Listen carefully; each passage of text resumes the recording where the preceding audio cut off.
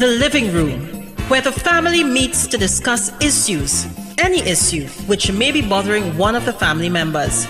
That's what we do each and every Tuesday on WAC 90.1 FM with Ricardo Mitchell and DJ Aaron 868. We have casual conversations on serious topics, from sports to culture, mental health to economics, relationships to life lessons.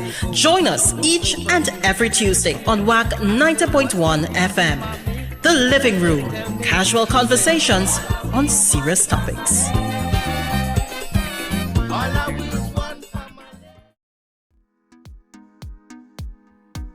It is currently a couple minutes after 6 p.m. here in Trinidad and Tobago. I don't know what time it is where you are, but I'm glad to know you're locked on to the True Nation Station, WACK 90.1 FM, where we are culture crazy. First and foremost, let's kick it off as we always do. Must give thanks and praises to the Almighty for granting us the gift of life and seeing another day. No matter what time of day it is, you must always give thanks. Secondly, we must say thank you to those that went before us. Not just the Caribs and the Arawaks, or the Calanegos and the Tinos, as they are properly known. Because remember, guys, Columbus lied. Anyhow, but also to our brother in music, Tony P. That's Tony Prescott, and the P this week stands for Plumes. Plumes? Yeah. Plumes. I have a play on that, but we'll get on into that a little bit later in the show. Not bad, because I literally jump out at plumes because of the waves. The waves of, as I could see, are well prepared for the Saharan Dust.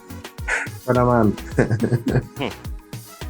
I don't think there's anything more I could do to prepare, because I don't know. This is I think it's a KN95 mask, right? And I am still affected by the dust. Mm-hmm. Yeah. Well, just for the record, a plume is like a cloud or a vapor trail, or I just throwing it out there for the people who like plume. When you come with these matches, the premise is that listen, Aaron, if I could, well played on the mask, because as we spoke a couple of weeks ago, I was subject to becoming a statistic of the panini. Right.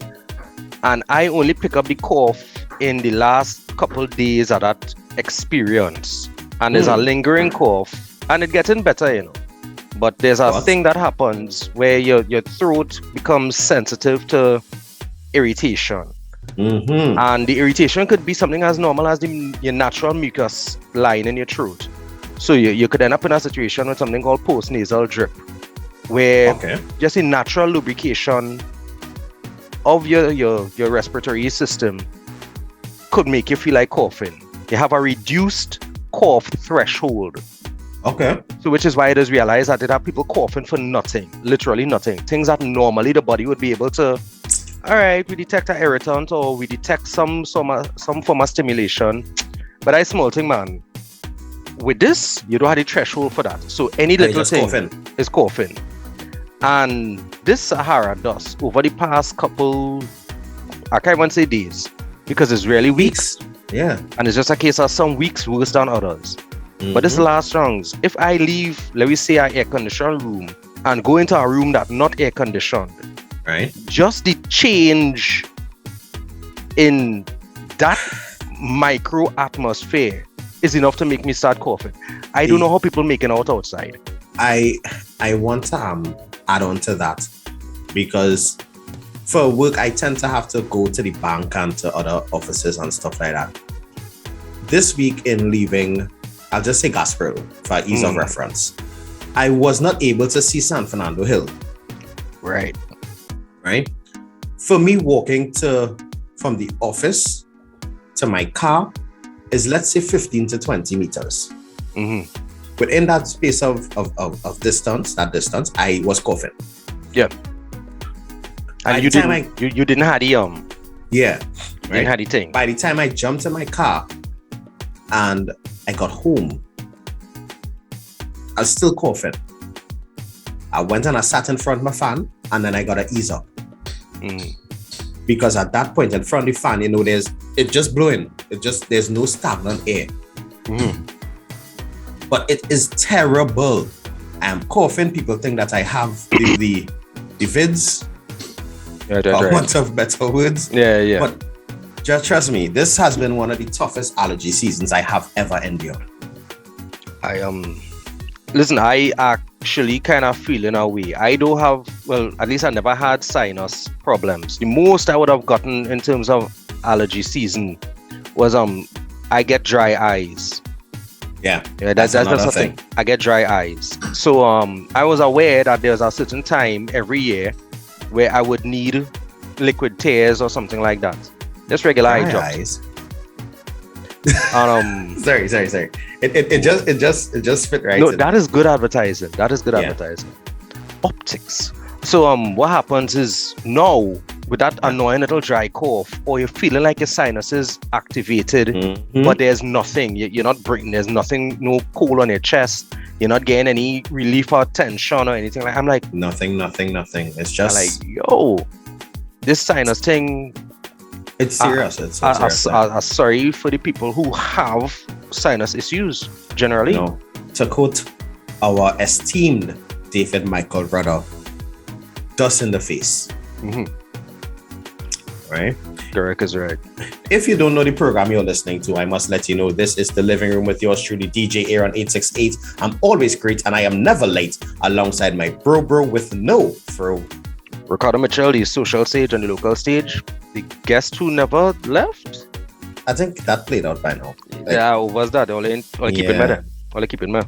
Unfortunately, yeah. I want to say unfortunately. Right. Cool. Right, you know what unfortunate? Broken promises, Aaron. Broken promises, unfortunate. I guess that's how you're going to wipe your feet this week? Yes, I'm going to wipe my feet on my co-host, my friend, my buddy, my confidant, my mentor / mentee. This man tell me that when I get better from the 19, that he would organize me a routine because of how important it is to keep my calories up. This man tell me Thursday, Friday lunchtime, I'm coming to drop this roti for you, boy. Right. When I realized about 4 o'clock Friday evening is a gas pain roti I eating, I say, well, all right, cool. I say, well played by Aaron, boy. Nah, honestly, fool me once, shame on me. Fool me twice, apparently, is more shame on me. Now, honestly, I will apologize. On Friday, I had a very hectic day at work, coupled with some meetings as well as things which were totally out of my control. So I do apologize. No. Go on, you was gonna make another promise? No, not at all.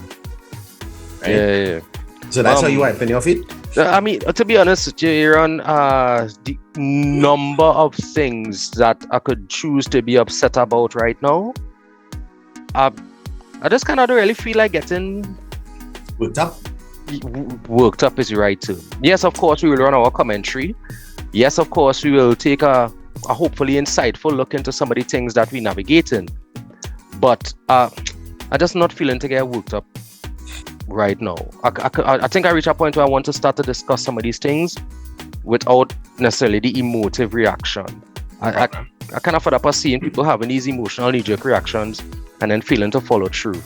Case in point, I would like to reference just how long it has been since we get any word as to what's going on with the investigation into the accident that resulted in the multiple fatalities with the divers. Right? I don't even like the things that I'm hearing in terms of the support and the medical coverage for the survivor. Right? I'm just saying that I kind of reach a point where I'm fed up of just having emotional responses to things, and I want to start to actually address them. So I'm wiping my feet on not getting a roti this week because I don't want to start wiping my feet on the things. Okay. I want to wipe my feet on drivers on the nation's roads. I'm back to being mobile. at my own whim and fancy, right? Mm-hmm. And with the work that was done on my vehicle, it has brought a new level of power, which is available to me. But yet still, I obey the speed limits, right? There's no reason at 6:30 in the morning, I should see you flying past me going at 120 or 130 on the highway. There's no reason I should see you bobbing and weaving in between traffic. Like if it's a NASCAR race or a F1 race, congratulations to Max Verstappen on winning another race this weekend. But yeah, you're not into that anyhow, right? There's no reason you should be bobbing and weaving between traffic like Ricky Bobby. I know that's one you would know.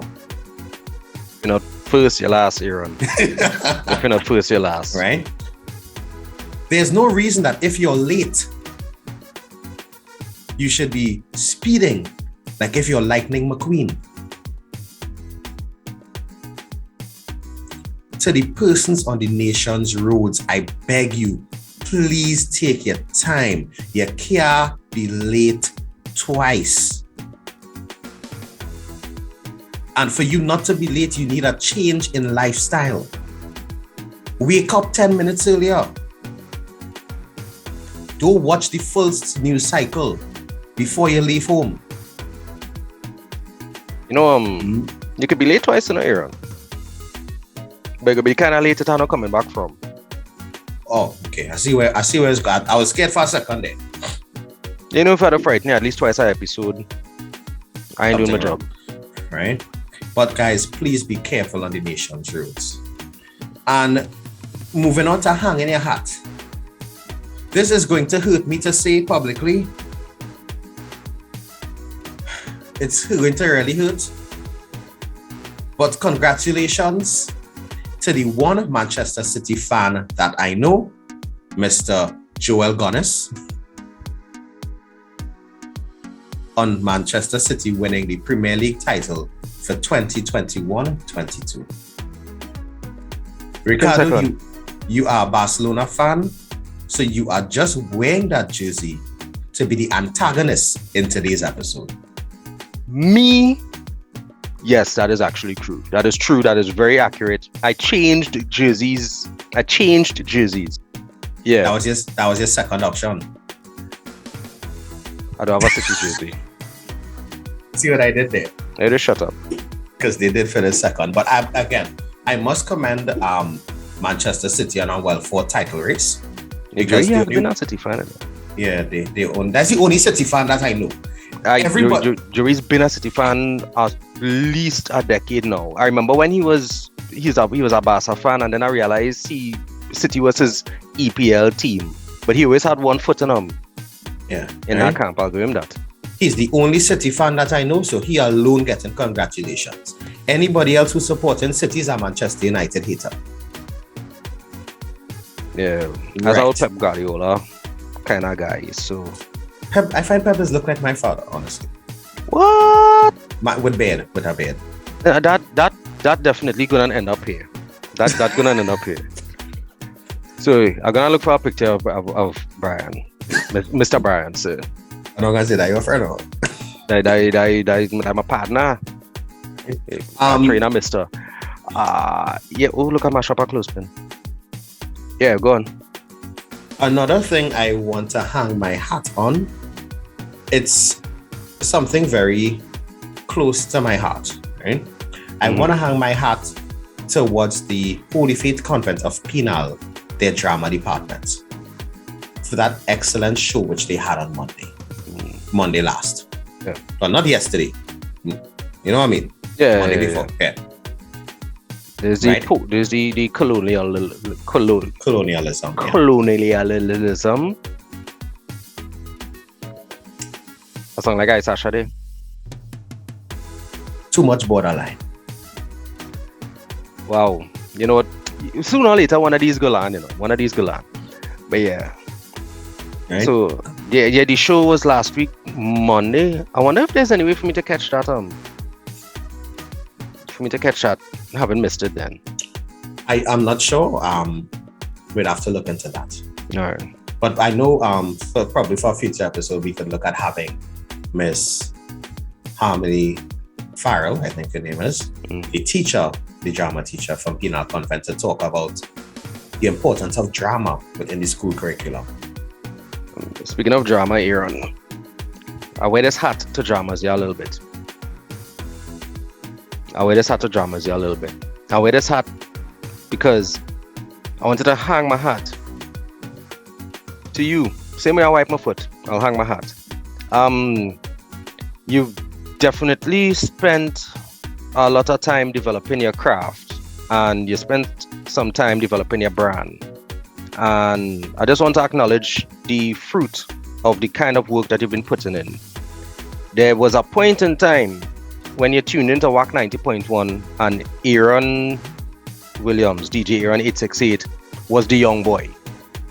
You're still the young boy, but you've definitely proven over time your commitment to our culture, your commitment to the events, the commitment of elevating the station in terms of just the quality of work that you're putting, the sacrifices you're willing to make. I don't think people will sit down and calculate the hours a week you dedicate to WAC being able to do what it does the way that it does. Right? I'm very well aware of your involvement in the, what's the name of the event in Ateliers on a Friday? The Band Jamboree. The Band Jamboree. Yeah. Right? You open and close Friday going, right? And do a mid-show. Right. What I'm saying is your work on screen, off screen, and the time that it takes for you to get these things done and to be available for it, I want to acknowledge the work you've put in. I know everybody, you're a big fan of giving people the flowers, and I want to acknowledge that it's been truly an honor working with you and being able to see your growth and to see the contribution that you're making, impacting the way that the station doing things, and the fact that I could even do them at all. Because what people fail to realize is that the work requires workers. It requires workers, and it's not everybody available all the time, and it's not everybody even upon being available will prioritize. So for Uncle Kenny, I hope you know the value of what it is Aaron has been doing, just being there, being alongside you. Right? And to the listeners, I want all you to understand that this young boy more than pay his dues. As far as I'm concerned, Aaron, you no longer the young fella on WAC 90.1. You're Mr. Young Fella on WAC 90.1. Put some respect on that. Put some with a key. With a key. Thank you very much for that, Ricardo. That really does mean a lot to me. And tonight I'll take another opportunity to say a pleasant good evening to the Golden Girls. Right? Yeah, I met them on Friday at Ateliers. And just another shameless plug, this Friday we're gonna have Steam the Band with Tizia O'Connor. Tizia? Yeah, according to Kenny, them young fellas could the hatting. But I don't. These young fellas is like a modern Jodeci, you know. They're keeping the shirt on and button up and them kind of thing, or is only baby oil on stage? Yeah, you know, with them fellas, they're like a 90s R&B group, huh? You know, everybody's had to come back to the mic. Right. But then baby oil down and shoot off like and sliding in the rain like okay. But you see about that 4-button level now. Okay. Classy. The classy. Yeah, man. But I taken a couple minutes at the Band Jamboree on Friday night, and I was like, but wait no. I say this show her thing. Hey, kudos to the team, the quality of production, right up. Yeah, despite some technical issues that we had. Hey, yo, it's technology. Technology. Right, people just launch spaceship and it doesn't come off the ground. So I'm pretty certain that we allowed, you know, a little wiggle room when it comes to technology doing what it's supposed to. Just saying. A long musketeer didn't fire off anything? No. I'm just talking about historically. Oh, but see what I did there. I'm not touching that. Next thing the man ban your Twitter account. He go with it. Anyway, And I know how much you love tweeting. Tweeting, sis. Tweeting is the correct. Yes, I have to be a little more respectful. On the TikTok now, you know. You on TikTok? Yeah. What's your handle on TikTok? The Ricardo Mitchell. Oh, okay, that's nice, man. I changed all my handles again. Oh, okay. So I realized it only have room for one anybody 868 out here now. Oh no, Harrell 868 out here. Yeah, but only one DJ here on 868. No, not true. Yeah. So is the Ricardo Mitchell? Yeah, just the Ricardo Mitchell. Okay, yeah. Cool. If I could change my first name to the, where I'm gonna put my handle on your side. I don't know what side on you're on. Side. You on this side? On the right side here on. I always on the right side. This is my right. Well played. You know what's happened? That's when your camera inverted and mine not inverted. The people don't need to know all this here on. So you put your handles right here. That's what we're talking about. Right there. As we're talking about right there, there's something that came up last week, to the end of last week, which is a serious issue of contention for many a citizen in Trinidad and Tobago. Because we know that the government is the largest employer in our country, right? On Friday, the CPO, Mr. Daryl Dindial, this is the first time I've ever heard his name mentioned, because you always hear the position, but you would never hear the name. Mr. Dindial put forward a proposal that they were offering a 2% wage increase. 1, 2. To which it was met with outrage, it was met with disgust. If they could have pelted him with toilet paper like they would have at Skinner Park during a Calypso Fiesta, they would have done that. But before I go any further, I want to pose a question to you, Ricardo. Mm-hmm. Do you think a 2% wage increase on a 2013 salary is acceptable? Aaron, that's a rhetorical question if I've ever heard one. That is a rhetorical question if I've ever heard one. It is not acceptable. It is by no standard acceptable. But I will acknowledge my bias, because for several bargaining terms in the company with which I had been formerly employed, they pelled 000 at us, and people were well supportive of the 000. And the pelled 001 and 011, and people were saying, well, in terms of remember this 2% thing is over time, eh? No, I know that. No, by accident, if you was talking in binary code there. Well, that's what I'm saying. When they were giving us, they were saying, because this when the country was making money too, eh? This when the country was making money. The uproar about 001 and 011 and 000 was only from the OWTU. Nobody else thought that the problem that they were testing on us was something that would have been applied to them in the future going forward. It was literally a case of people don't understand that when your neighbor house on fire, wet your own. So what we see now is actually the fruit of earlier inactivity. What we see now is the fruit of the failure to support your brothers and sisters, because the problem that they were presented with wasn't your problem, and now is your problem. Am I in support of it? No way. And I'm definitely not one of the people to say, well, it good for all you. No way is that acceptable. But what I'm saying is that Trinidad and Tobago, we need to realize as a citizenry that the beds we make are the beds we will lie on. Nobody doing us anything, you know. Nobody doing us anything. We're subject to the same challenges everybody else across the world is subject to. We're subject to some unique challenges as well, yes. But it's our failure as a people to actually address anything that leads to this type of situation. This is not even the first time these numbers come out as being an option. This is not even the first time. Now is our problem? Nah, man. You see, in Trinidad and Tobago, nothing becomes a problem until it affects us on a personal level. In Trinidad and Tobago, we always try to cast blame and aspersions on our fellow citizen because they could have said something, they could have do it. But we never accept any amount of personal responsibility or accountability for the reason why we are in the position that we are in. Right? The reason why I said this was the first time I ever heard the name of the CPO being called in an article is because that position is one which was protected with the highest order. You know, they have this saying that it's safe like Selassie briefcase. The CPO's name apparently in that briefcase.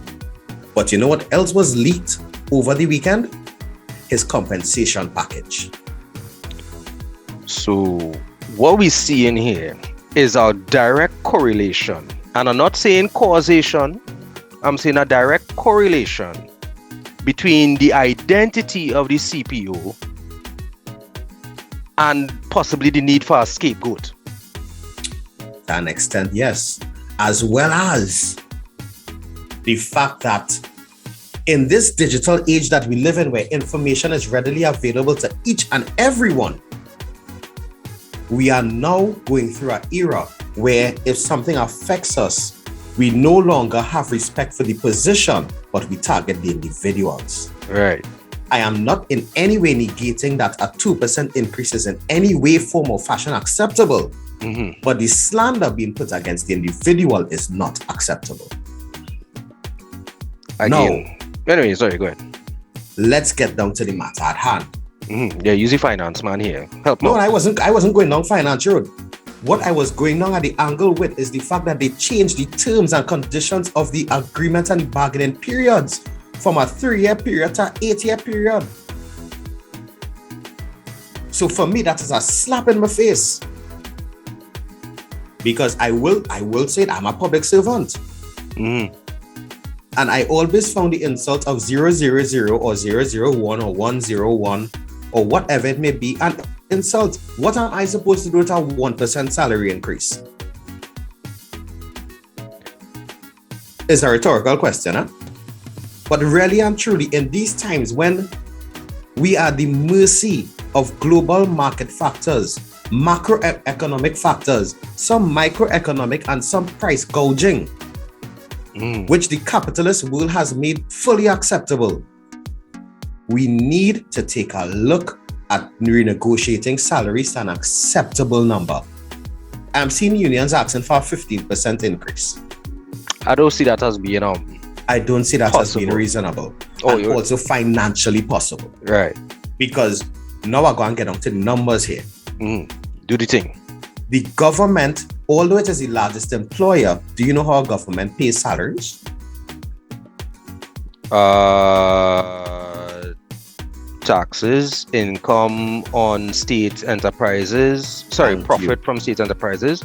So what you're saying is if we have state enterprises that not running at a profit, well then the only way to pay anything is to tax. And also we need to take into consideration that if you get a salary increase with this hand, the tax man coming with the next hand and taking it back. Because an increase in salary means an increase in NIS and PAYE. So a salary increase, sometimes it may sound nice in principle, but it don't reach. But it doesn't. It hardly ever reaches your pocket. When you were at the company that is now strikes a perfect pH balance, Ricardo, right? And you would have worked some overtime, and you work like say 10 hours for the week. Did that 10 hours really translate to 10 hours? Nope. Because the taxman take more. Taxman take more.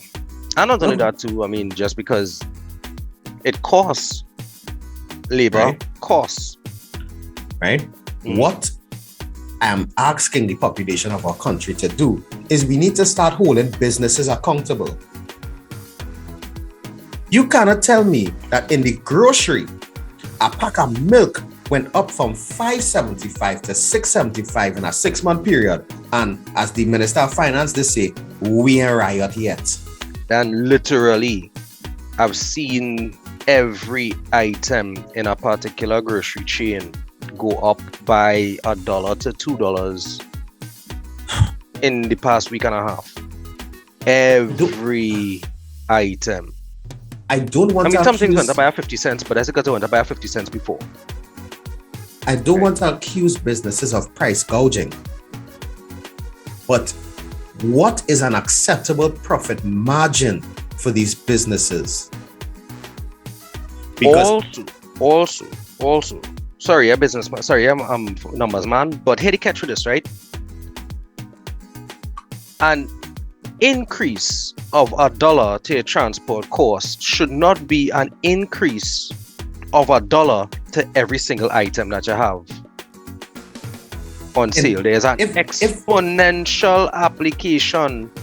If that is the case, Ricardo, that is price gouging. That is a prime example of price gouging.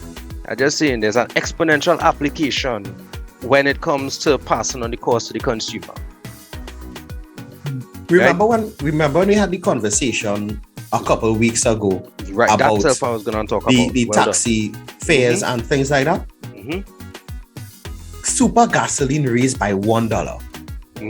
I'm 100% sure that in one trip, you're probably using 1 liter more. That's $1 more. Amongst 4 passengers in a car, that is 25 cents a passenger. Why did my fare go up by $2? So you see what we're talking about? This is the lack of accountability that takes place in society that causes a 2% salary increase to really reflect on nothing because you need to spend the money somewhere one time. But Aaron, you're not just a numbers man, right? You're a bit of a social scientist. Are you suggesting that the thing that defines our free market economy, right? This capitalist system, are you saying that we should put checks and balances in place? Right? That's a very ticklish situation because in a capitalist system, it really don't have much checks and balances. Okay. Well, so there's a point I'm trying to get at. Now, yes, we could talk about how things affect us personally, but we also have been blessed and cursed with the ability to see things systemically. You know that when you start to manipulate market factors, it's going to have some repercussion. Some? Right, we're still trying to maintain our layman order here. Then we're going to have some repercussions. Right? Then again, too, where's the alternatives? Right? Where's the alternatives? Because very quickly, when you start talking about regulating these things from a government or national level, you start leaning into socialism. And then, people will start to... Communism. Pelt out that C word, while. And the D word too. And the D word coming right after that.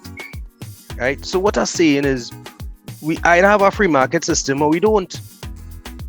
And that's the frightening thing for me. Let me go even simpler in the spectrum here. Let's say I own a car wash. Right? And I'm paying my workers minimum wage, which is nothing less than $17.50 an hour. Right. And I decide to by charging $60 to wash a car. But now I say, boy, let me give my workers a pay increase. I'll pay them $20 an hour. Right. Do I, as the business owner, absorb that extra $2.50 an hour? Or do I now just wait, do I now pass on that increase to the customer and raise my price to $65 a car? But here the catch for this, and this is where the maths come into play. Raising it to $65 a car, right, means literally your price increase only cover the increase of wages for one worker for 2 hours. Right? So now we have some actually economies of scale to consider. We have to consider how many vehicles being washed, how many workers you have, how long you have to pay them for.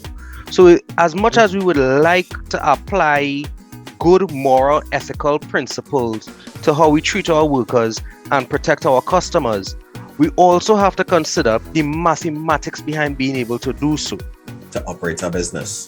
Correct is right. Because there are legitimately good, caring, community-oriented people who just want to provide a service and be able to pay the bills. But there are also people who only providing services to make more money. Nobody have a problem with making money, but it's the making more money thing you just have the issue with. Because let me see if I could find it really quickly, right? Because there's a certain bank within the shores of Trinidad and Tobago that I think they declared close to 820 something million in profits. And immediately after that, start letting go people.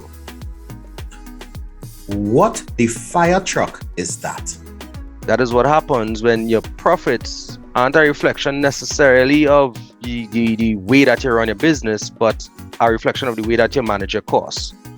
Now, and the reason I'm saying that is because these people have to answer to shareholders who don't care how many employees you have. They want to know how much returns I'm getting on the shares that I have. Now, let me hit you a catch here, and this is some free financial advice to the listeners of WAC 90.1 FM.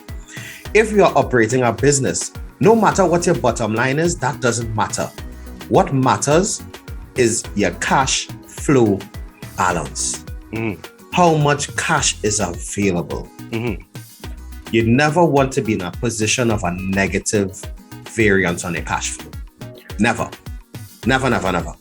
So what you're saying is you don't want to ever be in a position where the only way to get cash is to be forced to liquidate assets, because being forced to liquidate an asset means you'll have to take less than what might be the actual market value in the need of the cash. Right. And sometimes, and I love to use this in meetings, assets are not just limited to physical assets, meaning buildings, land, and things like that.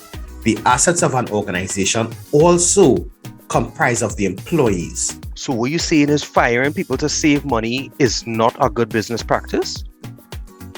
In my eyes, no. But in the eyes of some of the elder members of management who are in these decision-making seats now, yes. A pleasant. Oh no, that would have that would get me in trouble. But it's public knowledge. You ain't making enough yet. You ain't making enough yet to make certain statements. You know what? Just remember, it's a pH balance. I'm going to mind my business. This is me minding my business. I doubt the listeners know what. They need to go back a couple weeks to find out. You lead out where that is. You lead out where that is. If you want to go back a couple weeks to find out what a pH balance is, you can check out DJ Aaron 868 on YouTube. Look for the living room playlist, and you can go back and look. Have a reason why all these things on your name and not mine. Yes, big one. Anyway, I don't like the iron shirt. Satire. It's satire. Yeah, correct is right. Right. Is a good question. We protected by the MATT? I would think so. Kenny. You think so? Kenny, answer that question, please. Right. No, but really and truly, guys, we are looking at the inflation is real. Right. I didn't deny that. We are in Trinidad and Tobago, we don't produce a lot of goods goods. I was fancy services, but we don't produce a lot of goods. We have services, but we don't produce much goods. So we are at the mercy of macroeconomic factors. If you don't know what macroeconomic factors are, that is factors that are out of your immediate control, basically. In the most layman of terms. All right. Right? Those are worldwide factors. So shipping, logistics, and things like that is what we are at the mercy of. And as a result of that, when you bring your goods in here, and them fellas, customs is being what, blue? I think so, yeah. Right. And them fellas in customs decide to sometimes charge you at their women fancy. We, the customers now, are subjected to that. I'm curious though. Right? How much discretion should customs officers be allowed when it comes to levying these costs? I mean, because it's always a coin toss. It's always a roll of the dice. You can't guarantee that you could bring in something last month and this month and pay two different honestly, two different duties. In my humble opinion, if you head across to the Customs and Excise website, there is a customs and duty charge list. where there's a percentage of duty and there's a percentage of VAT to be charged on an item. Suggested. It ranges from 20 sometimes to 40% depending on the item. Right? Some items are subject to VAT, some are not. All items are subject to an online purchase tax if you're purchasing from an online supplier and portal. Right? But it should not be me as an individual. If I decide to, let's say, bring in a sneakers, if the sneakers cost me $700, just calling a round figure, there's no reason why I should be paying $600 in customs charges to get my sneakers. Especially if the sneakers not available locally. No, most times it's be available locally. But the sad part is when I pay 7 plus 6, which is 13, I'm still getting it cheaper than at a local retail outlet. Yeah, but when I say available locally, it's not like we have sneakers production here. Oh, like that? Okay, I understand. Well, okay. Right, it's not like it's even you're trying to motivate people to purchase local. Yeah. Right now, there are several reasons to purchase local. Aside from the fact that it's supposed to be, even if it may not necessarily be cheaper just because of scale of economies of scale, it might cost more, but at the end of the day, the money that you're spending staying within the economy that you exist in. Right? You spend $40 for something, but from a handyman, instead of buying it for $30 online, that $40 circulating within the economy versus the $30 going outside. No, but like use it in better terms than that. It's circulating in the community. All right. If you want to say community instead of the economy that they exist in, because fine. remember, we have to also take into consideration that not everyone has a financial background or even understands basic economics. Fine. So here we're going on. You're spending money by the parlor. The man in the parlor going to spend that money by people who cutting the grass or fixing the gate or doing the plumbing or the paying for lessons or hiring a taxi man or paying a driver, that type of thing.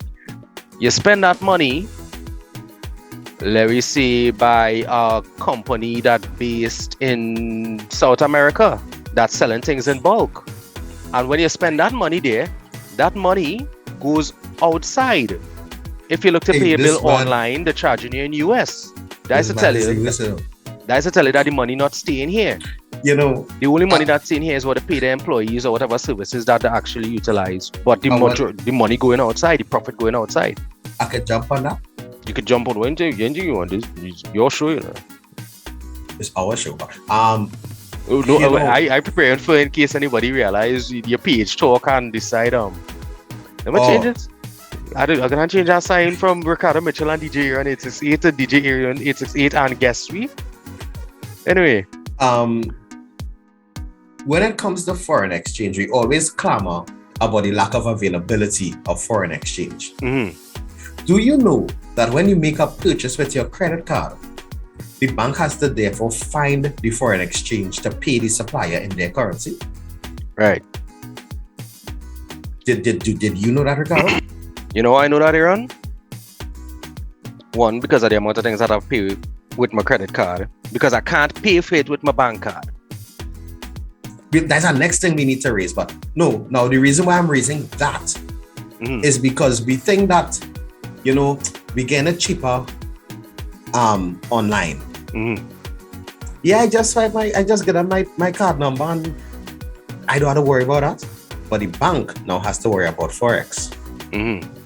So when there's a lack of availability of cash, let's piece two and two together. When you had to line up outside in the bank in the hot sun because half of them do have tents outside for us. Because you know you need to go and pay a credit card bill. Paying that online too. Well, you have that privilege. There's a part of our population which doesn't. And here the catch too, And of course, while I prefer to have apolitical discussions, I'm going to acknowledge the failings of whichever government is in power at the point in time. Whichever party. Right, cool. Because in Trinidad and Tobago, we still think the party is the government. It's the government, right. And the government does not comprise of both the leading party and the opposition. Correct is right. So let me say the parties fail us. Right? because we are years behind where we are supposed to be in terms of technology and digitization. When everywhere had to close because of restrictions, all of a sudden, projects and development and IT that was taking months and years to implement and to review and to tender and all those types of things. In a month time, you could have paid bills online that you couldn't pay online before. In a month time, you could have make orders online that you couldn't make before. In a month time, you could have bank in ways that you could not bank before. Money across accounts that used to take a week and a half and all them kind of thing. They find ways to fast track it to 2 and 3 days. And sometimes same day if you do it before lunch. Only playing the thing with it. Only playing the 36 now. We're playing the 36. Yeah, we are way behind where we're supposed to be, and a lot of it is a lack of political will. Because as long as there are problems in systems, then somebody going to benefit from supplying a way to expedite or accommodate it. I actually opened a company recently. If you all want to patronize, my company, it's called Waiting on It. I have employees that wait in line for you at all establishments. You serious? No, but I'm thinking I really am going to do that because you just threw that out a while. Because somebody you know what? You know why? Actually do it. Because I want to see other people win. So if somebody wants to take that idea, feel free. I'll take 2% ownership. I'm moving like I would do it, except I hate waiting in lines. I hate doing anything administrative. Jeez and inches. Right? Lord of mercy. Aaron, where we rank on the ease of doing business, right? Probably like last. Nah, we ain't gonna be last. It had like at least 4 countries that worse than us. And I'm not bashing my country, I'm talking about we definitely in the lower half when it comes to the ease of doing business index. We are actually 105th out of 190 participating nations. We just about in the middle, which I find is being generous. Yeah.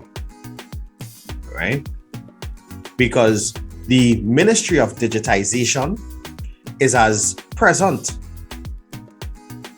as my hairline. You find that real fast, bro? I'm just saying. Google. After God is Google. If you're 186 more rows. Let me see what is going on here. What now? 105. Yeah, but 105. We? She didn't believe me? No, you see, I remember I'm going to put this up for people to see. Oh, okay, no problem. So I had to find it myself. I might as well look for it now.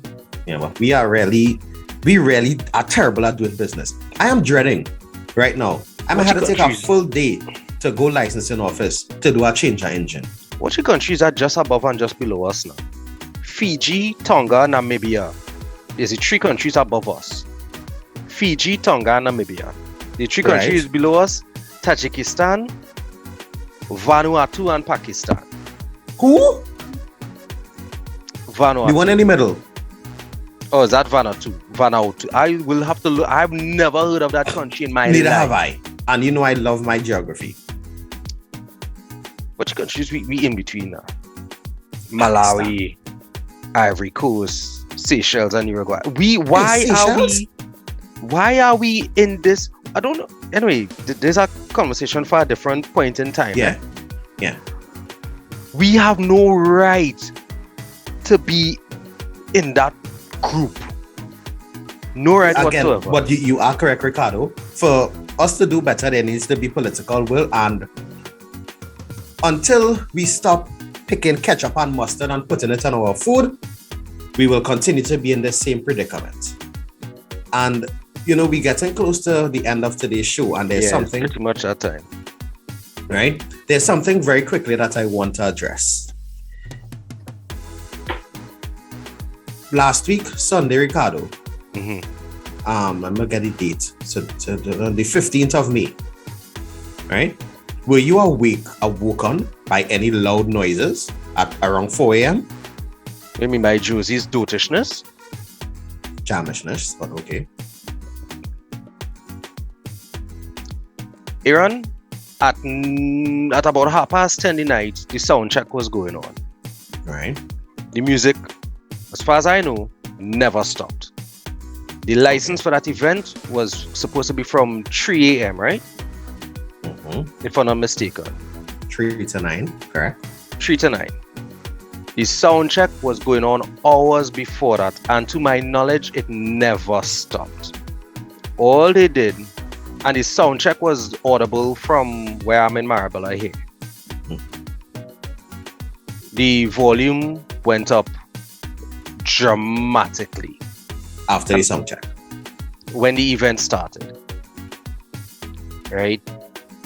There were people as far as Palmies, Golconda, hearing myself this included. music. Right? I right here in Marabella. It jolted me out of sleep at 4:30. Now, for me, as a member of the industry, I understand the noise levels, right? But also, there is no need for you to have 4 8x8 stacks on a 40-foot trailer, and you are not the only truck in the event. Aaron, there was commentary as to the fact that some of these trucks were so loud that people were 3 and 4 trucks back, and it was louder than the truck that they were on. That's my point exactly. Now, I'm not going to call any names. If I knew it, I was calling it.